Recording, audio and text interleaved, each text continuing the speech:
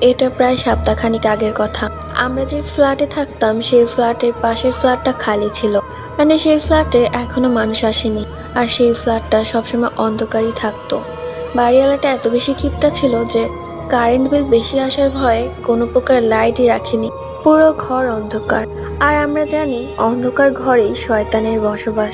প্রায় সময় সেই ফ্ল্যাট থেকে কান্নার শব্দ আসতো। কয়েক প্রকার দরজা খুলেও দেখেছি, কেউ নেই, কিন্তু সেই ফ্ল্যাট থেকে কান্নার শব্দ আসছে। সেই গেটের কাছে যেতেই আবার সবকিছু চুপ হয়ে যায়। বাড়িওয়ালাকে বললাম বিষয়টা, কিন্তু বাড়িওয়ালা কোনো কেয়ারই করলো না। 2 দিন হলো নতুন একটা ভাড়াটিয়া এসেছে। মা আর মেয়ে থাকে আর বাবা বিদেশ থাকে। তার পরের দিনই মা ও মেয়ের লাশ ঝুলন্ত অবস্থায় সেই বাসা থেকে উদ্ধার করা হয়। আজও সেই রহস্যই রয়ে গেল, কি আছে সেই ফ্ল্যাটে, কেনই বা সে মা এবং মেয়ে ফাঁসি দিয়ে ঝুলেছিল, আজও জানা হলো না।